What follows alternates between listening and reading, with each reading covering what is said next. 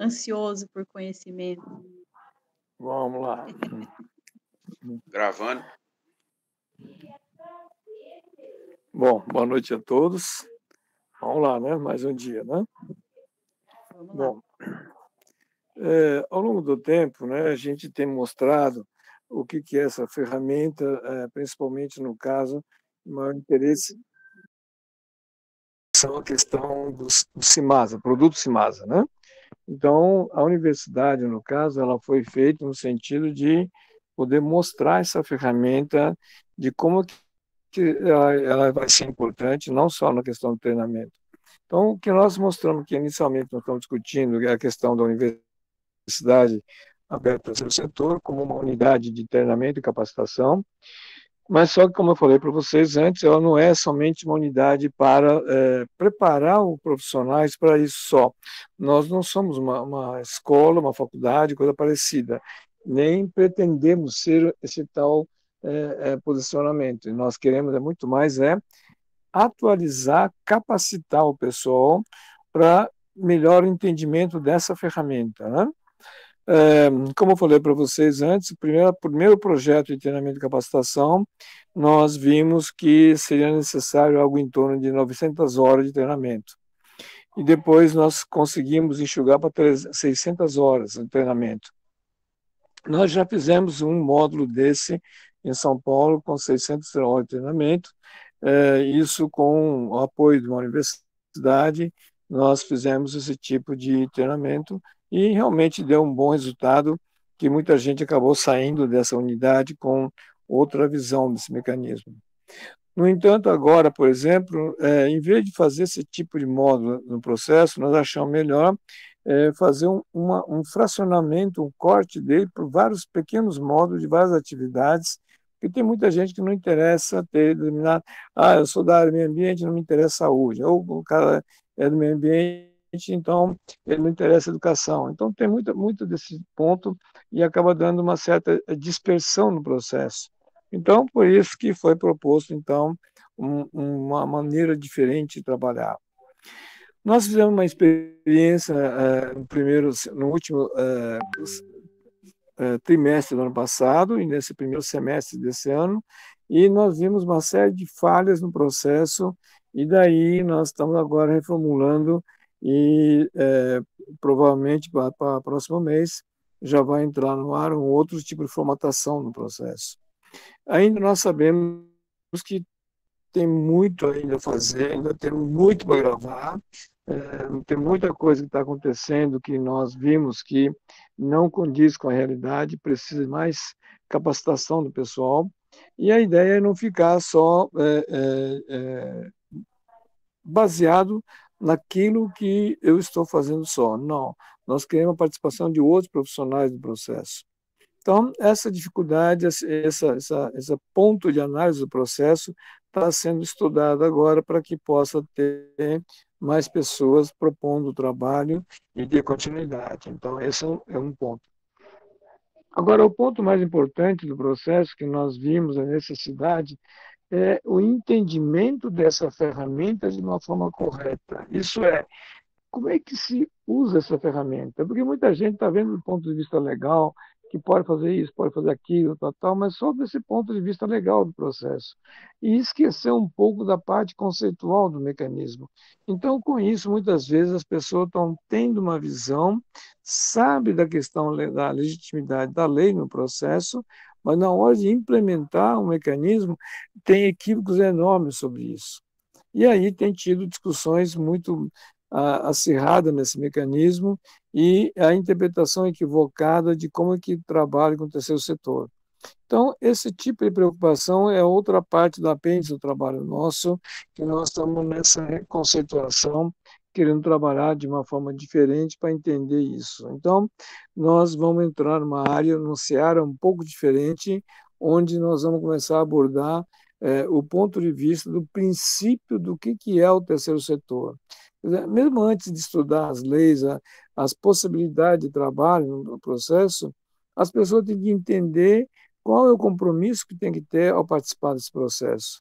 Então, nós vimos que é muito mais importante a pergunta inicial das pessoas que querem ingressar, para saber se estão querendo ingressar nesse mecanismo, para realmente ter o compromisso de que o conhecimento que vai ser adquirido, ela vai ser usado de uma forma para beneficiar o maior número de pessoas, ou só para beneficiar um profissional, para que ele só tenha um ganho diferencial para a vantagem dele no processo. Isso que nós não queremos.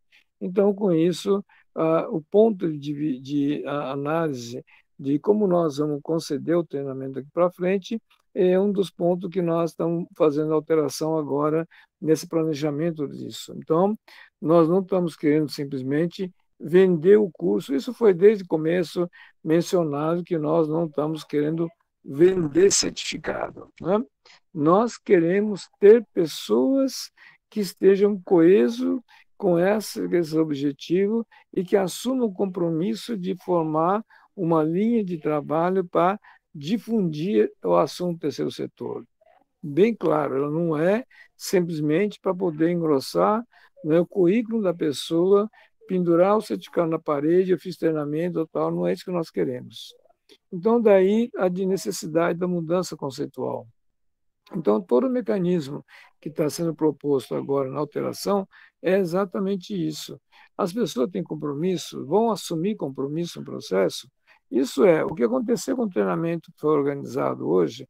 Então, as pessoas estiveram lá, não houve acompanhamento da evolução desse pessoal, muitos pessoal não continuou com o processo, não foi feita cobrança, no sentido de cobrança não financeira, a cobrança do compromisso do pessoal, já que estava sendo feito grupo de informação para que não houvesse um número descontrolado, foi feito que formasse um grupo de 50 pessoas no máximo, para que pudesse ir fechando parte a parte. No entanto, muita gente se cadastrou, começou e não teve a responsabilidade de continuar com o mecanismo. Então, essas pessoas acabou obstruindo as demais que queriam participar, que nós estamos ajudando para que a pessoa pudesse melhorar a situação. Então, para não acontecer isso, o que nós queremos é que as pessoas que têm interesse daqui para frente realmente têm interesse e assumam conosco esse compromisso, essa responsabilidade. Não estamos vendendo certificado. Não estamos querendo fazer com que haja um mercado paralelo de trabalho de certificações no processo. Então, essa responsabilidade as pessoas não entenderam, engajaram, entraram na questão e muita gente não está acompanhando. Tanto que terças-feiras, essa live é voltada apenas para os alunos disso. Esse era o objetivo no início. E, no entanto, poucos alunos estão frequentando esse processo. E muitos estão lixando com isso, não estão nem preocupados mais com isso. Então, com isso, esse tipo de conceito que nós temos que mudar, de tal maneira que, se a gente não fizer essa seleção nesse momento e não trabalhar em cima desse prisma no processo, nós vamos ser mais uma unidade vendedora de certificados e de atestados, que não é isso que nós queremos no processo. Então, daí a gente pede a compreensão de vocês, que está havendo essa reformulação, e que a ideia agora, então, é partir para um novo sistema de trabalho.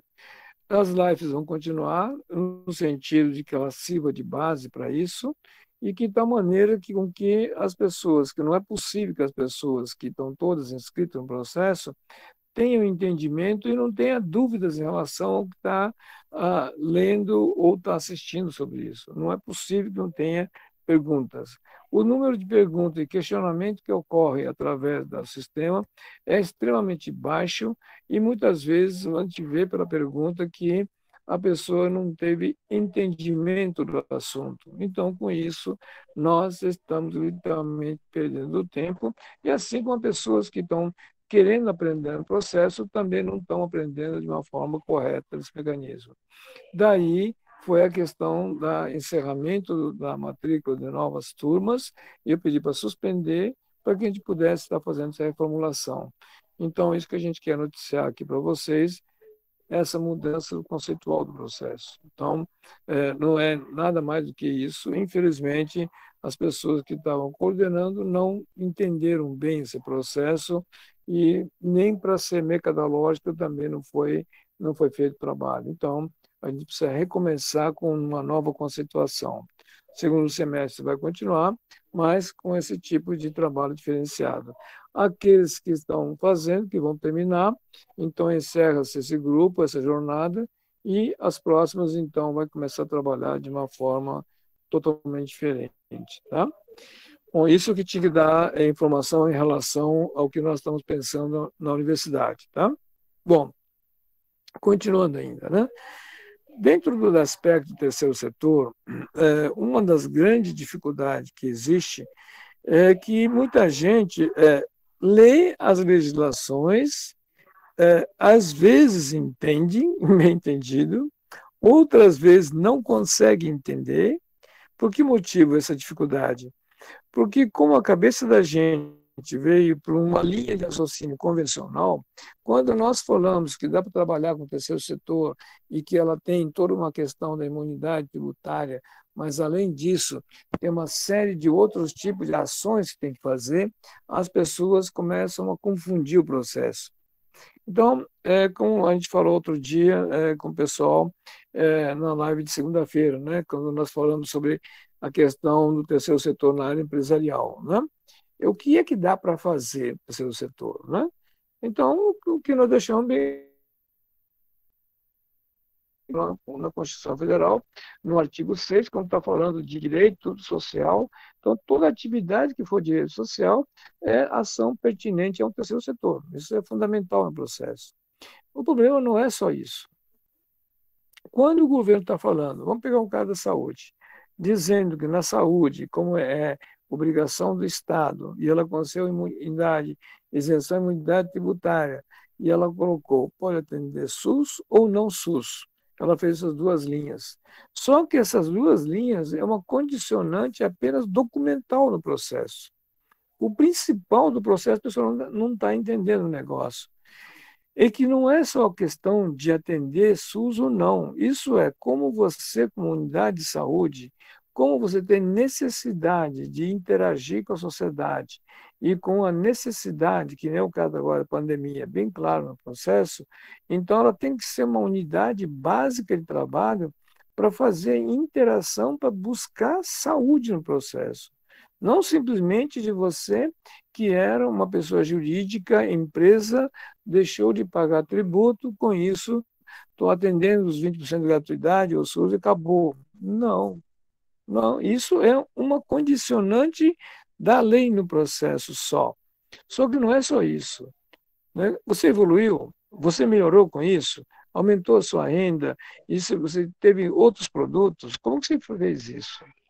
Então, se eu não trabalhar com outro produto, não melhorar a situação, não buscar novas formas de melhorar o atendimento de saúde, não melhorar a automação do processo, automatização, modernização, e não fizer esse tipo de complemento de atividade no processo, você simplesmente estagnou na economia tributária, levou vantagem no processo e largou o resto do processo. Isso que nós não queremos. Então, o que nós estamos propondo no trabalho é que, no entendimento dessa ferramenta do terceiro setor, tem que ter um outro lado, um detalhezinho, que é um pouco de responsabilidade. Não estou dizendo que tem que fazer com que converta seus lucros em ações sociais, coisa parecida. Não, ninguém falou isso, pelo amor de Deus. Tá? O que você tem que fazer é como devo evoluir, como eu devo contribuir com a sociedade, já que estou tendo essa benesse. A lei está me falando que eu tenho que atender 20% da gratuidade. Ótimo, isso é obrigação legal. E o moral, como fica? Onde fica a sua responsabilidade no processo? Então, aí começa o outro buraco negro do que nós estamos falando do terceiro setor. Não estamos querendo, com isso, produzir uma série de pessoas que sejam benemerentes, bondosos, que são solícitos no processo. Ninguém está falando isso. Ninguém está falando isso. Nós estamos falando o que é que você está fazendo em prol da sua sociedade? Veja a minha pergunta. O que você está fazendo em prol da sua sociedade, na sua atividade profissional ou na organização que você está se comprometendo a fazer?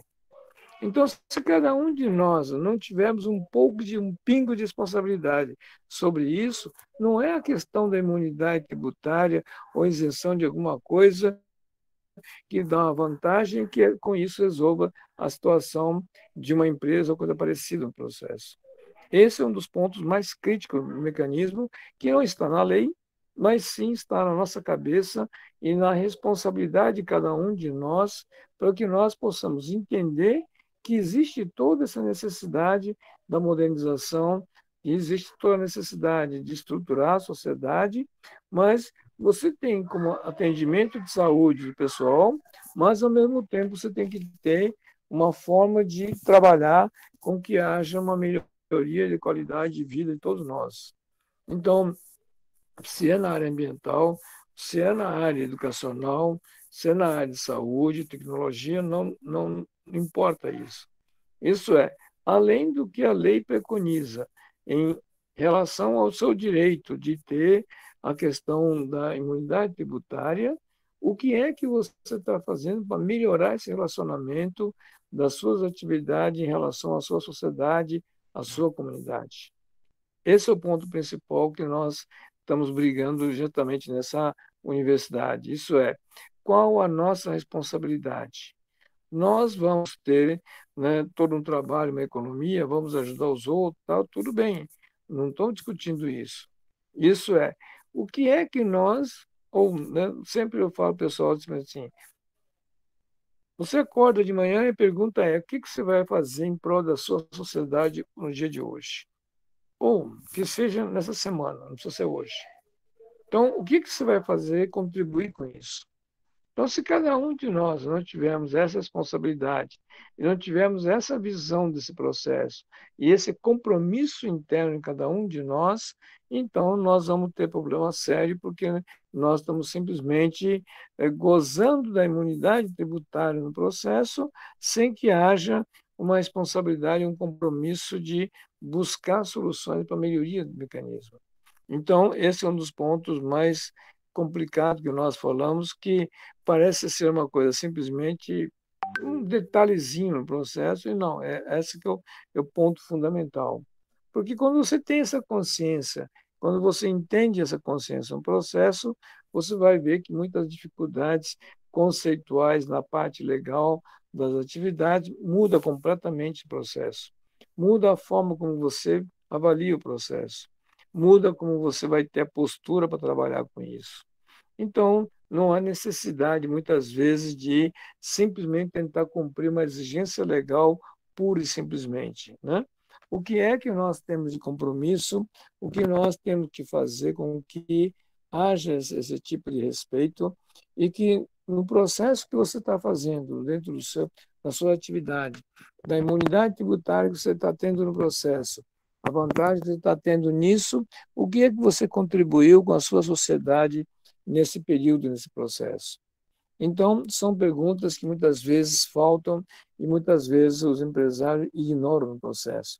Porque na maneira convencional de uma empresa, como é visto de uma forma convencional, daí que nós falamos que muitas vezes, né, o que nós brincamos que o empresário brasileiro não é empresário, é apenas oportunista, porque não sabe analisar qual a sua responsabilidade dentro do seu círculo, da sua sociedade, onde você está inserido no pessoal. Então, só pensa no resultado, no lucro da empresa, naquele momento, naquela situação, e terminou o final de semana, um mês, fechou o balanço, ganhou dinheiro, está ótimo, e o resto que se dane, mais ou menos isso que o pessoal faz normalmente. E esse é um dos pontos que tem a maior erro no processo, daí a questão da visão empresarial, muitas vezes extremamente equivocada, e há uma necessidade de reconceituar. Então, o que nós estamos fazendo no universo do terceiro setor é também, então, fazer com que haja esse tipo de visão do processo. Isso é, além de ter a imunidade tributária, o que você está contribuindo na sua sociedade? O que é que as suas ações vão gerar em termos de não só a economia, que é teu, mas você melhorou a economia do seu município, da sua localidade. Você contribui de alguma forma? Não estou dizendo para você dar dinheiro, pessoal, ninguém falou isso. né? Você gerou algum emprego diferente? Você gerou algum tipo de receita para o município diferenciado, no qual com isso o município também tenha todo o benefício no processo? Então, são perguntas que normalmente não é feito hoje, normalmente no processo. Daí a necessidade de fazer com que haja esse tipo de engajamento e que haja essa responsabilidade dentro da organização quando se trabalha com o terceiro setor. Então, é um ponto de reflexão que nós fazemos, com que a necessidade de fazer com que haja esse conhecimento e que isso seja motriz do processo para que a pessoa não tenha só, goze apenas da imunidade tributária ou de alguma vantagem tributária no processo, só tem essa visão. Então, nós temos que ter o cuidado de que, já que vai se auditar e vai acompanhar uma empresa para ter responsabilidade, então ela é um ponto de equilíbrio diferenciado.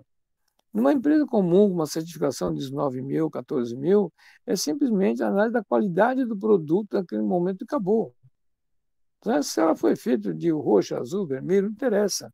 Né? Se ela usou mão de obra escrava, não interessa, tem qualidade total. Né? Agora, na responsabilidade socioambiental, não, é um pouco diferente. Antes do produto ter o resultado de qualidade, porque quando você tem todo esse cuidado com o trabalhador, com os seus familiares, com a sociedade civil, automaticamente o produto vai sair sim com qualidade, porque o cara não vai negligenciar, ele vestiu a camisa da empresa, vai querer fazer com que a coisa saia bem, para que ele seja valorizado, a empresa vá bem, para que todo mundo tenha um ganho no processo. Enquanto que se eu trabalhar em cima só de programa de qualidade total do produto, vai ter que ser uma base chicotada para fazer isso e o funcionário simplesmente vai ficar pé da vida, porque o produto vai sair com qualidade, o cara vai ganhar dinheiro, mas ele vai estar sempre ignorado no sistema como um mero escravo no processo. Então, esse é o diferencial muito importante que nós temos que ter na nossa mente e que, quando nós estamos discutindo auditoria de responsabilidade, não é apenas a leitura simples da lei, das normas e dos procedimentos. Não. Tem muito mais coisas por trás disso. Então, esse diferencial que é a preocupação nossa de capacitar as pessoas com essa visão no processo. Daí a briga que nós estamos tendo em relação à qualidade do material a ser passado para eles, e não só no material que a gente vai passar na formação, mas muito mais no entendimento dessas pessoas de como é que se trabalha com essa ferramenta chamada terceiro setor, para que haja esse tipo de acompanhamento e seja um cenário de discussão sobre isso. Então, com isso, por isso que não pode ser um curso convencional simplesmente de formação de editores convencional. Não. Né? Ele tem muito mais um lado. Outro dia eu estava comentando com um profissional de saúde e ele falou assim: nossa, esse é o lado holístico da coisa que eu sonhava ter um dia um negócio. Não vamos chegar a esse ponto holístico, não. Vamos para um ponto mais simples, muito mais simples. Ter uma ação responsável. Ponto. Não vou dizer se é holístico, se é cabalístico, o que é, não nos interessa esse tipo de interpretação. Isso é, nossos atos estão sendo responsáveis ou não? Né? O que nós entendemos de responsabilidade do nosso ponto de vista? O que a lei me recomenda, e não só o que a lei me recomenda, o que a nossa ética, a nossa capacidade de entendimento humano no processo, muitas vezes vai suplantar o que a lei manda. A lei é simplesmente emanada por uma documentação num processo só. Agora, a responsabilidade humana nossa vai ser muito mais importante nesse mecanismo. Então, quando nós estamos falando de fazer com que haja a formação de pessoas para que possa auditar algo de responsabilidade, nós temos que ter responsabilidade nos nossos dia a dia, nossos procedimentos no processo. Então, quando você lê a norma 16.002, que é a formação do auditor, responsabilidade social, quando fala em certas condições que a pessoa tem que ter auditor, então ali está exatamente o ponto disso. É que quando você faz a leitura daquela norma, naquele ponto, na 16.002, dá a entender simplesmente que seja uma mera recomendação do processo. Não. Ali está o embrião do que é formação de um auditor de responsabilidade. A palavra é chata que eu falo, não é? Responsabilidade. Não é simplesmente alguém que vai fazer um checklist, pegar uma prancheta, vai ticando que está sendo cumprido. Não. Um exemplo desse, por exemplo, vamos pegar um caso clássico no balanço socioambiental. Quando está falando que eu tenho que ter uma empresa acima de 100 funcionários, eu tenho que ter no mínimo 2% de deficiente físico, não quer dizer que você tem uma empresa com 100 funcionários, você tem 2 funcionários como deficiente e está resolvido a cota. Não. Isso é o que a lei preconiza. Mas quantas mais pessoas você poderia estar contratando nessas condições? De que forma que você poderia estar envolvendo outros deficientes no processo que não seja elitista ou trabalho para você, mas que também pode ser uma ferramenta responsável pela sociedade civil local. Como isso? Então, muita gente não se preocupa nem em obedecer à lei trabalhista no processo, que não é nem só uma lei brasileira no processo. Isso é uma resolução da OIT. Então, aquilo é o mínimo. Agora, fora isso, o que vocês são capazes de fazer? Não é porque a lei está falando que tem que ter 2, você tem 4, está resolvido. Não, também não. Não? E como é que esses 4 estão trabalhando? De que jeito? Mão de obra escravo, marginalizado, encostado, só para fazer parte da cota, como que é o negócio? Qual a tratativa que você está fazendo com esses caras? Aí não está na norma. Aí está nos nossos conceitos. Será que a atividade dele é digna no processo? Ou não foi considerado isso, simplesmente está cumprindo a cota? Então, isso, por exemplo, só vamos enxergar essa situação se nós abrirmos nossos olhos, nossas mentes dessa forma no processo. Então, não é simplesmente no curso que você vai fazer, também tem aqui, tem 100 funcionários, tem 2, está ótimo, tal, acabou, passa para frente para o outro assunto, acabou. Não, nada disso.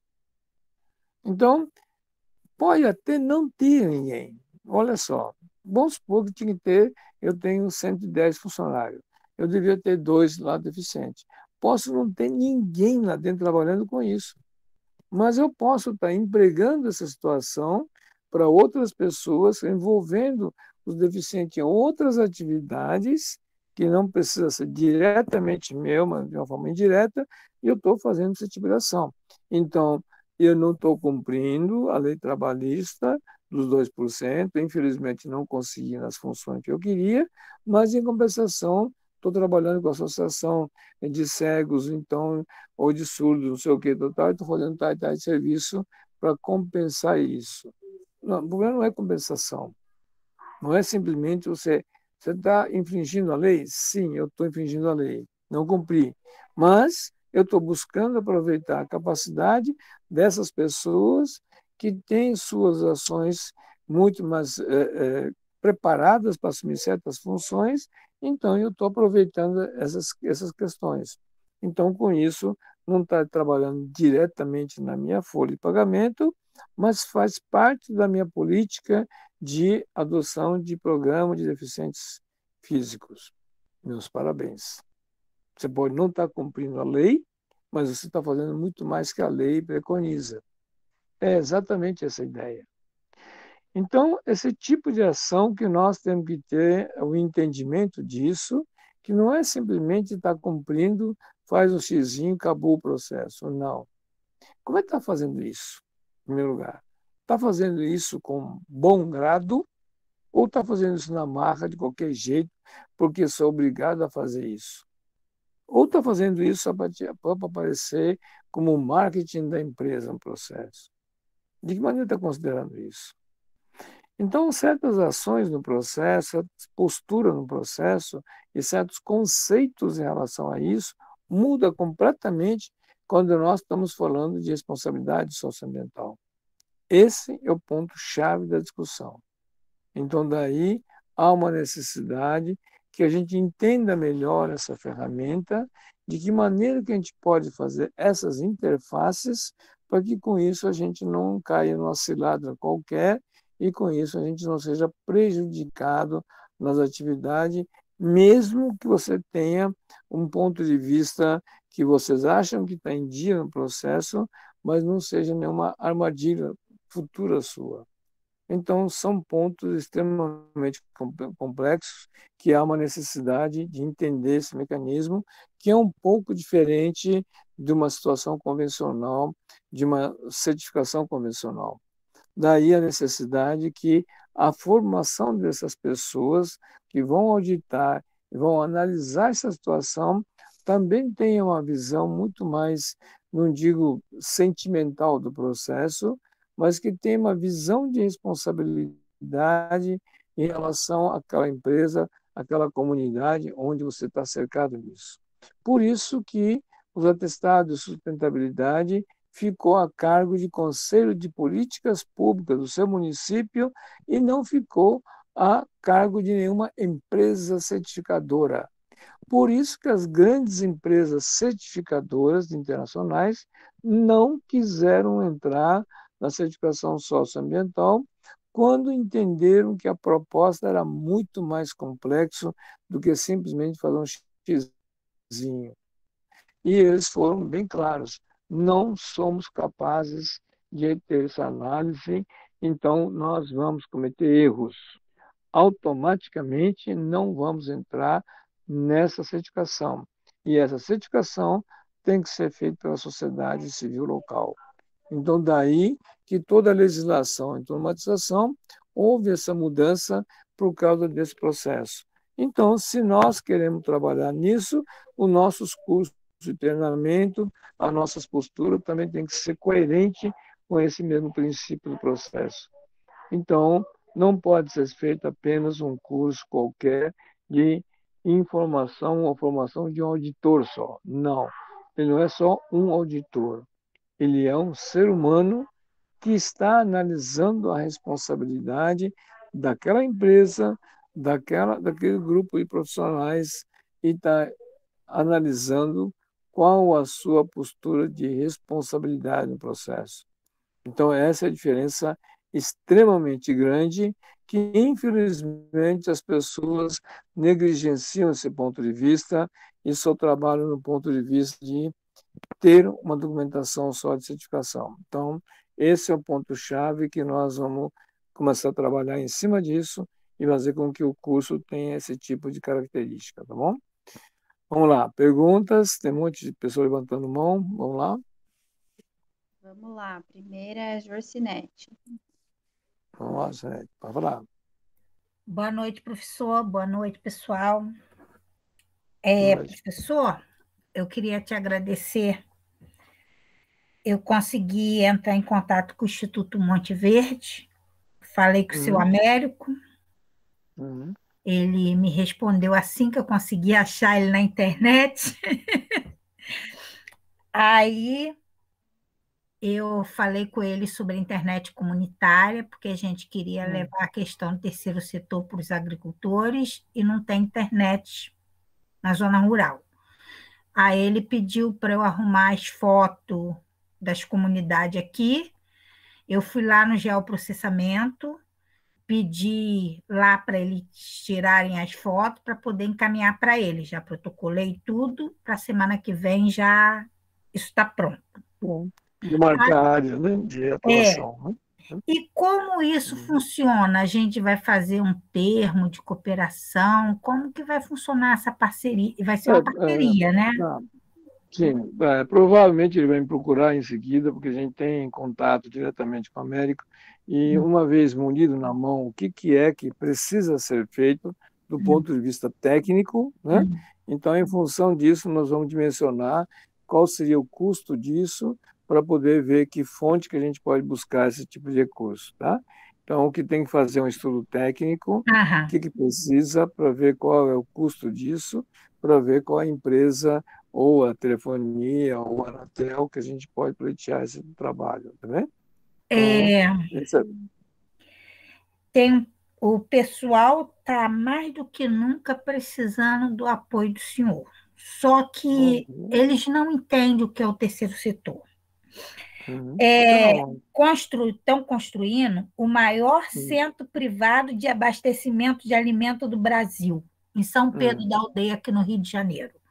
E os uhum, agricultores estão tudo apavorados porque o negócio é privado e eles não têm dinheiro para comprar pedra de agricultor lá, não tem uhum. espaço para o agricultor e tem que trabalhar de segunda a sexta.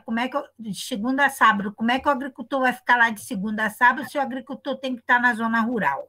E no SEASA eles fazem rodízio, eles têm um local da pedra dos agricultores e eles fazem rodízio. Um dia é um agricultor, outro dia é Uhum, outro, de outro lugar, e lá não tem essa possibilidade. uhum, Aí eu falei com o pessoal da Emater e com o rapaz do sindicato para poder assistir uma aula do senhor, que o senhor poderia orientá-los, porque os empresários eles têm que dar 2%, né, é, de investimento e renúncia fiscal.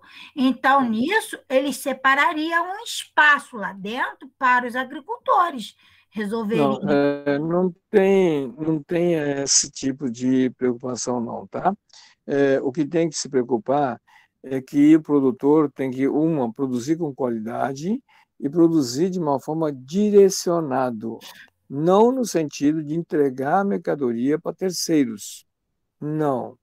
Não é para você colocar mercadoria e esperar que alguém venha te comprar. Não.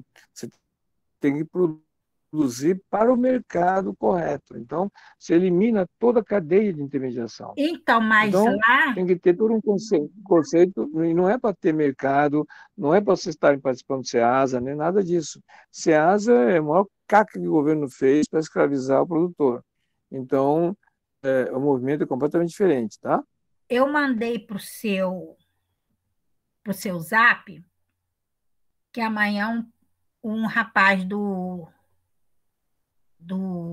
sindicato rural deve estar entrando aqui para ver o que, que o senhor pode orientá-los, porque eles Uhum, estão revoltados que lá só dá uhum, para trabalhar privado. E uhum. eles não são empresa privada, eles não têm dinheiro para comprar pedra lá. Não, não, não precisa fazer nada Então, disso. Não eu precisa nada disso. falei A que, de repente, o associação, senhor podia é, orientá-los do que sim, eles podem fazer, sim. Só tendo entendeu? uma associação, o sindicato, ela não pode fazer comercialização, ela não Não, mas pode. aí, Mas nada impede que ela possa montar uma associação não, para a essa gente, finalidade. é, Né?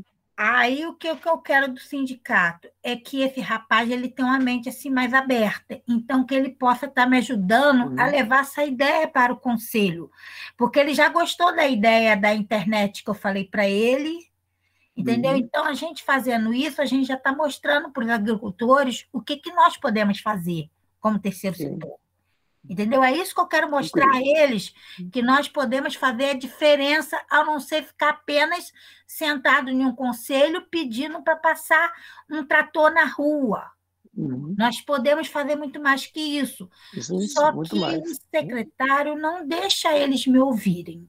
E eles não Não, entendem não, nada mas disso, isso é independente. Isso é independente.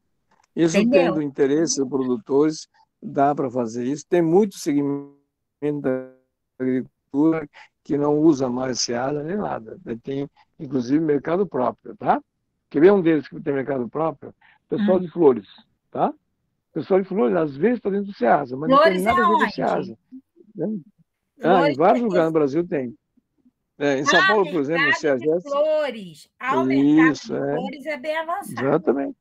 É totalmente independente, não tem nada a ver com o governo, nada, só os produtores, e eles saem fora do intermediário, não tem nenhum intermediário para eles. Então, isso, por exemplo, é um caso clássico. Assim como tem produtor de frutas que fazem isso também, não colocam no SEASA. Pessoas que querem trabalhar sério não usam SEASA. Não é para usar nada disso, interposto não é nada. Pode fazer venda direta, que é a melhor forma, mais barato e melhor qualidade para atender E o pessoal. fazer eles entender isso vai ser difícil, hein? Não é isso aí, não. Só o pessoal se organizar, vendo o resultado do dinheiro no processo, todo mundo vem. Isso é tranquilo, tá? Então, tem outros tipos de saídas, assim, pode ficar tranquilo. A gente pode conversar com o pessoal para poder orientar e trabalhar. Isso é tranquilo, tá? O que nós podemos fazer, Obrigada, professor. legal, tá bom? Vamos lá. Vamos lá, que tem um monte de Próximo. gente. Genaro, Vamos lá. Boa noite, Takashi. Boa noite, Boa pessoal. noite. Ô, Takashi, sobre a sua fala do conceitual, né? Acho que a palavra que define bem o que você quis passar hoje, Uhum. mas isso aí. E assim, só como exemplo, né? Eu acho que tem que pegar como a base que eu tenho aqui, como entendimento disso, é esse grupo nosso Uhum. aqui, que Sim. acompanha as lives. A gente tem feito outros grupos, outras lives, para fazer Uhum. uso desse conhecimento que você transmite para a gente.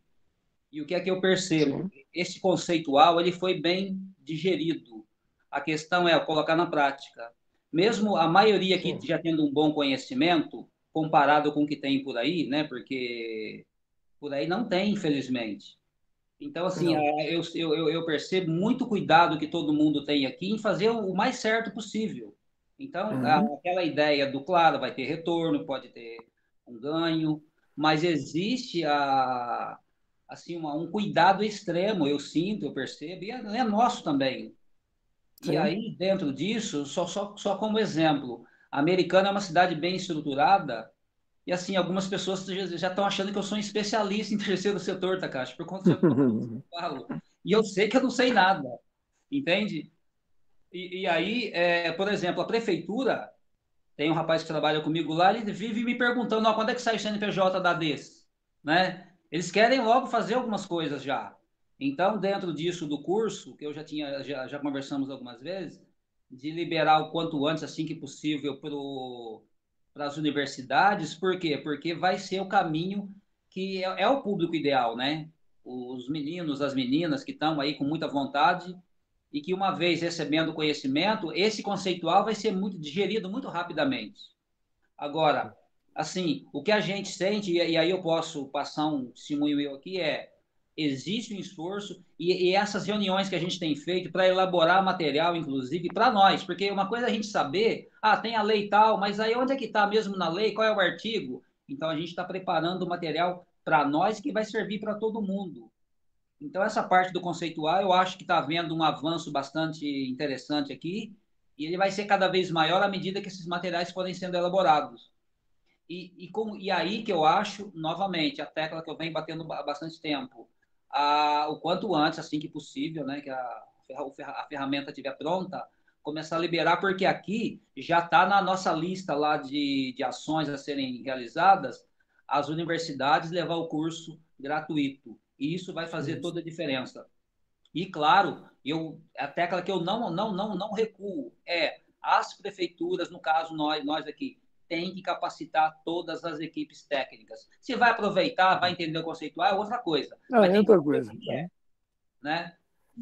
E não só isso, tem que passar para eles a informação, né? De tal maneira que se vai aproveitar ou não, muitas vezes a gente não precisa se preocupar com isso, porque muitas vezes vai atrasar para ter o resultado, mas não tem problema nenhum, né? Tem que fazer com que isso seja discutido e colocado na mesa, se vai aplicar ou não, se vai demorar 1 ano, 6 meses, 10 anos, não tem problema nenhum.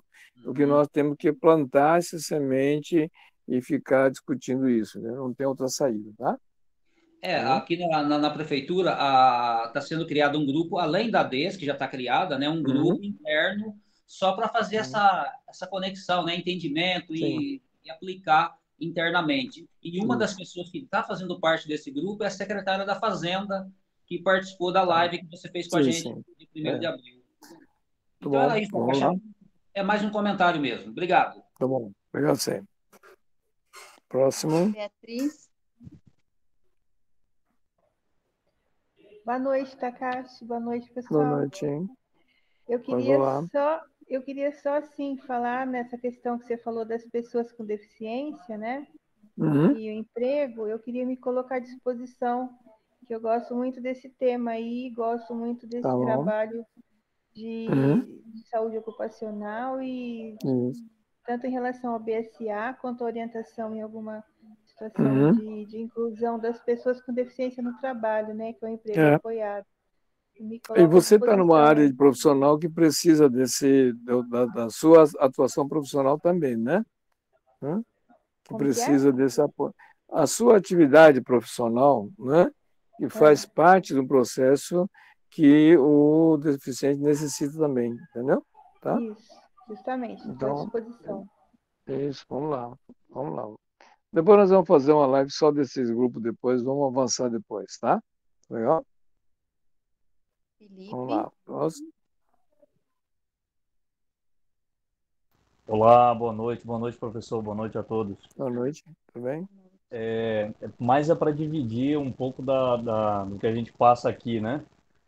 Uhum. Quando o senhor fala sobre o conceito do que é responsabilidade, eu vejo muito para o que a gente passa por aqui e geralmente quem olha aqui para a Amazônia, por exemplo, aqui para onde a gente está, né? Aqui para Manaus, Uhum. só fica sabendo do que está acontecendo no que mostra-se nos jornais, né? E aí o que acontece? Toda essa questão de responsabilidade que o senhor está falando, a gente Uhum. discute muito e o que a gente consegue perceber é o seguinte: infelizmente ainda, como o Genário mesmo colocou, fazendo uma linha junto com ele, a gente ainda tem essa dificuldade entre aplicar Uhum. e conhecer. Sim. E essa virada de chave, professor, aqui realmente é meio complexa, meio não. Uhum. É complexa e meio. Exatamente. Porque vai muito da formação da pessoa, né? Então é difícil porque não é uma coisa que uma receita de bolo, né? Que depende muito da herança familiar, cultural, uma série de situações que faz com que a pessoa tenha uma formação diferente, né? Então esse é um ingrediente totalmente diferente, né? Então existe esse lado mais para complicar o processo. Então não é simplesmente um receituário de bolo, né? E isso é complicado, né? É assim mesmo. Vamos lá. Próximo. Fabrício, Boa noite, professor Takashi. É, É, quando o senhor vamos fala lá. sobre responsabilidade social, ambiental, nós sabemos que os nossos governantes, eles não estão nem preocupados com isso. Eles querem que a população mesmo vá para outro lugar que não seja perto dele. Uhum. E o seguinte, nós tentamos entrar em contato com um auditor lá de Goiânia, da nossa cidade, e eles Sim. nos disseram que sobre o convênio que nós queríamos Uhum. cesta básica aqui, pelo convênio, Uhum. existe regra lá dentro de Goiânia, pelo menos de Goiânia, que só Uhum. pode fazer o convênio com eles se tiver as SEBAS. Não, não. Veja bem. Isso a pessoa falou para você, né? O que está escrito na lei? Mas quando você, assim, eu peguei a lei deles lá, né, que tem Uhum. uma lei deles aqui de Goiânia. Não, então, mas a lei do estado ou do município não tem valor se ela estiver fora da lei federal. Então, primeiro tem que ver, a lei federal fala o quê? Tá, o Estado pode complementar, até pode, mas não pode fazer certas exigências no processo, tá? Então, daí que É a tem que lei do ter... convênio, né? No caso é a lei do convênio, do Confaz, Não, né? O não, não, Confaz, veja bem. Então, não é isso aí, tá? Estou falando o seguinte, o que a lei federal fala, o que os órgãos podem regulamentar algumas ações, mas não pode fazer certas exigências que a lei não prevê isso. Então, não é a pessoa ou alguém técnico administrativo que faz isso. Então, o que que a lei federal me recomenda? O que o Código Tributário fala? O que o Código Tributário do Estado fala? Então, nenhuma ação, nenhum regulamento pode exceder ou solicitar algum detalhe a mais além daquilo que está na lei. Entendeu? Eu Então, li o daí que Código tem que... Estadual hoje, não fala nada, não. Ele vem Exatamente, seguindo não fala, não a mesma pode. regra do Código Tributário Exatamente. Nacional. E isso tem que pegar o advogado, aí é a história que a gente sempre recomenda, se você tiver a comissão do terceiro setor dentro da OAB, joga na mão do pessoal e fala, está aqui uma bomba para resolver. Entendeu? Você sozinho, muitas vezes, não vai conseguir nada. A montagem do conselho, da comissão do terceiro setor dentro da OAB é exatamente essas ferramentas. E começar a inundar esses órgãos de trabalho, falar, está aqui, ó, vamos lá, vamos buscar essa solução. Tudo bem? Tá? Aí só uma pergunta, quando não tem OAB, procura o Não, advogado. tem OAB, né, na sua cidade, ou se não, você pode pegar a Defensoria Pública, que é um outro órgão, ou a Promotoria Pública também, tá? Mas a OAB tem, cada município tem pelo menos representante, se for o caso. É que Tá? aqui é tão atrasado que Não, tem sim. Não procuraram que tem alguém responsável. queimaram o fórum aqui. Mas isso aí, procura ver que tem sim, tá? Obrigado. Nada. Talvez não tenha a comissão no terceiro setor, né, Takashi? Isso, Mas a OAB não tem, exatamente. Carlos? Próximo. Professor Takashi, eu Sim. vi o senhor falando aí sobre a NBR 16, 16.002, né, que é a capacitação da equipe para certificar as empresas. Essas NBR, elas surgiram tudo em 2004, foi? Sim, na verdade começou em 2000 o trabalho, tá?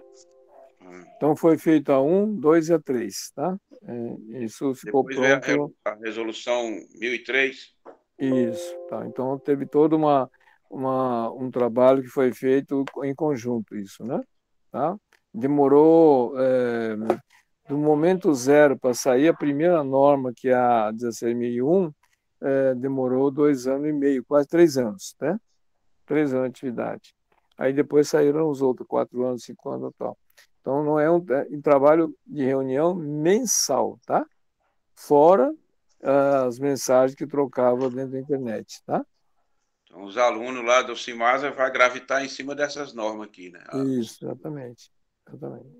Por isso que foi entregue para cada um deles esse material, tá? Tá bom. Eu estava estudando ela ontem. Na verdade, eu vi no senhor. Vamos lá. Tá bom. Próximo. Maria Beatriz quer fazer outra pergunta. E aí o Vilimar.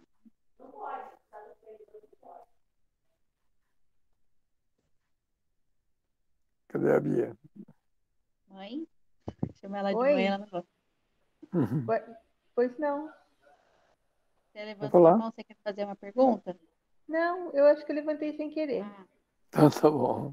Então, Vilimar, vamos lá. Boa noite, professor Takashi, boa noite a todos. Eu estava ouvindo, como sempre, atenciosamente, e marcando muito aqui, que cada um tem uma maneira de assimilar e como guardar os conhecimentos. E eu tenho meus cadernos aqui, para cada noite tem um caderno, né? Quem sabe serve até de exemplo, né? Para a gente não ficar solta a informação. Exatamente. Então, desde que começou o curso aí, mas essas aulas aí, já está com 75 horas, se não me engano, né? E eu não, graças a Deus, Deus me eliminou e eu tive força, não perdi nenhuma até hoje. Não. Sim. E somando o que eu já tenho buscado, lido, estudado, dá mais ou menos umas 300 horas. Sim. E isso nos dá, vem ao encontro que como falou o Breno não, desculpa, o lado americano, Sim, Genaro. É que eles falam que são primos de brincadeira, agora confundiu tudo velho aqui. Então, nós estamos pegando toda a parte operacional, a parte de lei e tal, mas o conceitual lá, o pensamento, quando eu olhar uma situação, o que eu tenho que ver como todo, o que eu posso participar dessa sociedade, eu já sinto, sem perder a humildade, tá, gente? Já me sinto confortável quando vejo alguma coisa que a gente, o que podemos fazer já no efeito e não, na causa e não no efeito. Então, me sinto muito confortável, feliz mesmo e estou ansioso para aguardar como que será a nova roupagem agora aí dessa certificação, mas não o certificado, é para ter a segurança de participar De segurança, exatamente. e transmitir a questão do terceiro setor. Acho muito, muito, muito bom isso aí, e estamos à disposição aí. Eu tenho bastante, busquei bastantes coisas aí na parte do operacional, que a gente ajuda todo mundo e com o maior prazer, e mais fico feliz, e eu não sei se eu posso fazer essa pergunta agora. Pode, Tem previsão, professor Takashi, quando que vai começar essa nova roupagem aí, esses novos requisitos para fazer o curso e tal? Não é curso, esse novo participação. Isso, exatamente. A ideia, nós tínhamos falado em julho, a gente começar a nova roupagem, atrasou um pouco, provavelmente vai ser em agosto, tá? Mas já está tomando ao pé da situação, estamos resgatando toda a documentação agora, o histórico, porque não havia esse controle, e tem uma equipe em São Paulo agora que está trabalhando em cima disso. Então, nós vamos soltar a documentação agora no final de julho, para início de agosto, nós vamos soltar esse trabalho já com uma roupagem diferente, tá? Então, já está tudo preparado já para começar a fazer isso. Nós vamos começar uma nova gravação, somente em agosto nós vamos começar uma nova gravação, tá? Que é outros tipos de temas que vão ser colocados no meio, tá? Porque hoje está solta a situação, então está uma bagunça. E a ideia é fazer com que haja mais, assim, por assunto, mais direcionado tecnicamente, tá? Nós vamos começar agora, tá? E também cobrar com relação à veracidade do entendimento e aplicabilidade. Não só isso, a gente quer fazer, como o live que foi reservado terça-feira para essa finalidade que não foi cumprido, agora nós vamos fazer o seguinte, nós vamos ter 2 datas ou 3 datas por mês, pelo menos, no qual as pessoas que estão fazendo o curso têm que assistir para poder ter a pontuação, para poder ver, senão vai ficar para trás, entendeu? Então, vamos ter que botar um certo rigor, infelizmente, porque as pessoas relaxam, não acompanham, cada hora tem desculpa e aí vai largando, né? Então, a gente não quer isso, né? Então, a gente quer que a pessoa assuma a responsabilidade. Vamos lá, né? A questão de priorizar prioridades, né? Muito obrigado. Obrigado a você. Vamos lá. Carlos levantou a mão de novo e aí a gente finaliza com a Bia, tá bom? Tá bom. Vamos lá. Sim. Eu vi o senhor falando numa outra live lá sobre um pedacinho sobre segurança alimentar. Eu fiz uma pesquisada sobre agronegócio e agricultura familiar. Eu queria falar para o senhor uma hora, falar sobre isso aí para nós. Tá bom. Sim, podemos fazer sim. Tá dentro da produção, tá? A área agrícola e principalmente a agricultura familiar, que o governo tem toda uma linha para isso, e infelizmente, como houve um uso disso do ponto de vista político do processo, desvirtuou toda a parte da agricultura familiar, tá?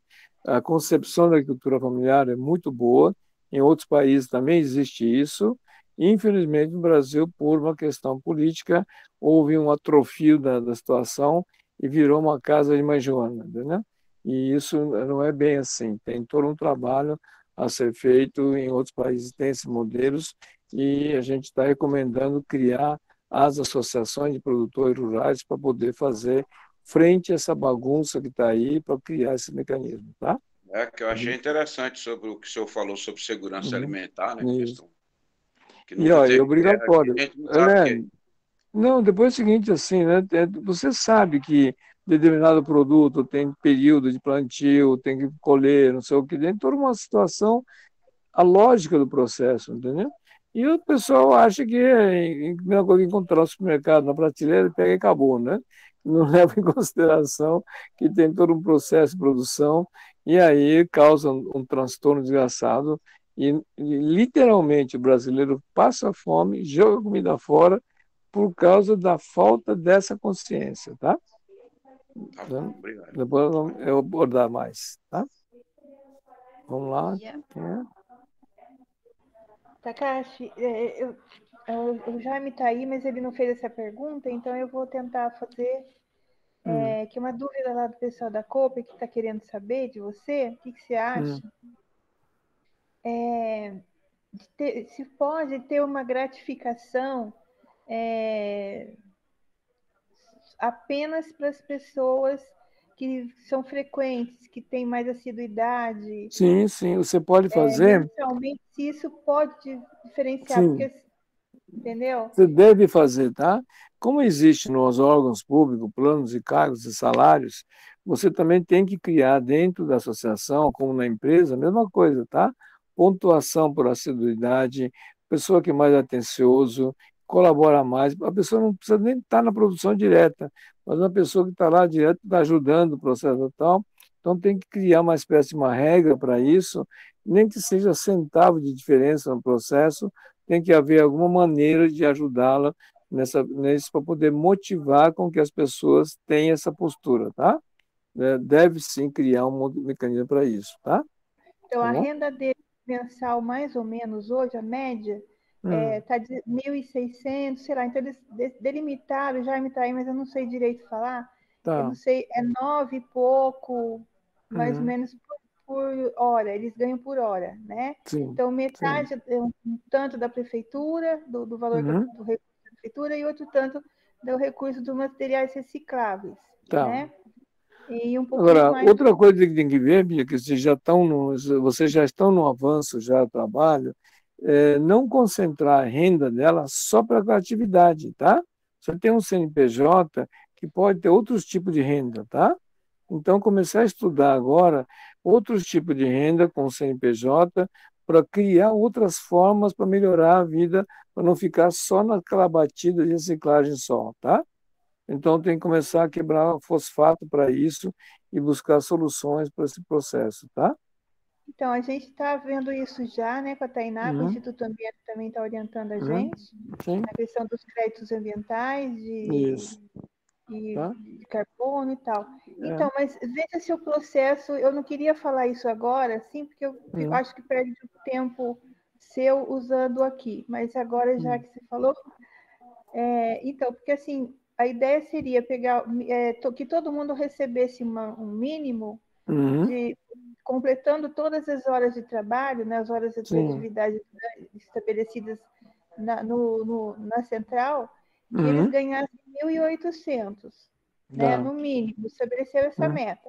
Tem uns que trabalham um pouquinho mais, o motorista que fica de guarda tal, ganha um pouquinho mais, 2.000, sei que lá. Mas se a gente, porque se fizer só por hora, tem mês que dá menos, tem mês que dá só 1.500, 1.600. Sim.